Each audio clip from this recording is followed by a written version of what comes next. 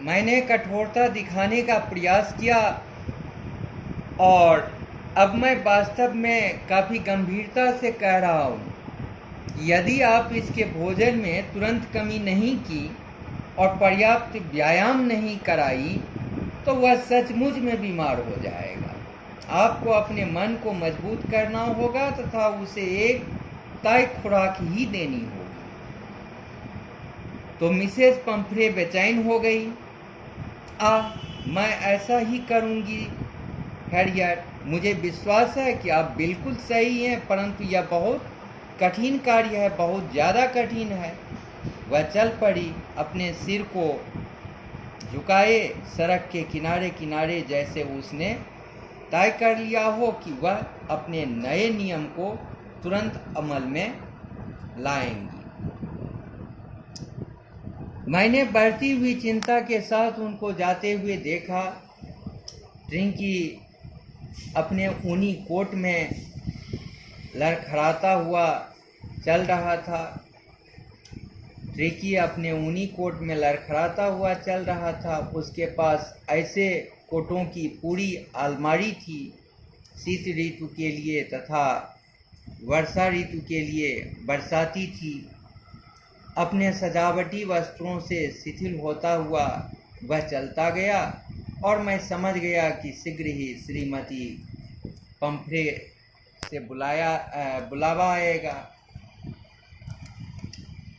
The expected sale came within a few days. Mrs. Pumphrey was distraught. Tricky would eat nothing, refused even his favorite dishes, and besides, he had doubts of vomiting. He spent all his time lying on a rug, panting, didn't want to go for walks, didn't want to do anything. I had made my plans in advance. The only way was to get Tricky out of the house for a period. I suggested that he be hospitalized for about a fortnight to be kept under observation.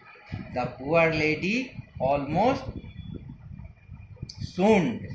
She was sure he would pine and die if he did not see her every day.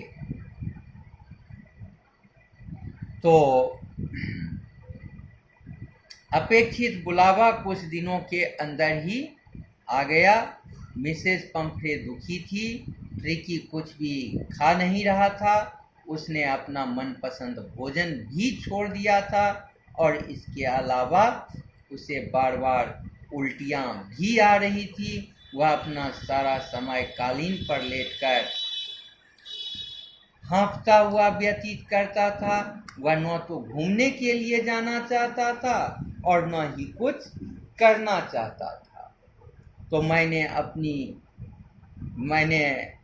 अपना plan पहले ही बना लिया था। Tricky को बचाने का एकमात्र उपाय उसे घर से कुछ दिनों के लिए बाहर निकालना था।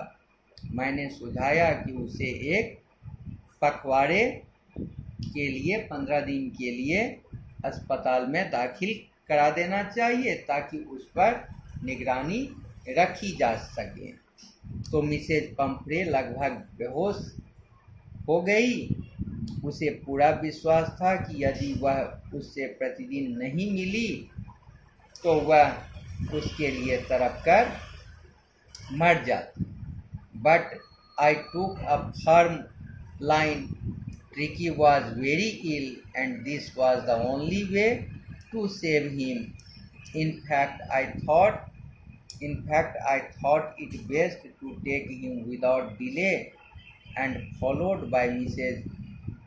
Humphrey's wailings, I marched out to the car carrying the little wrapped in a blanket.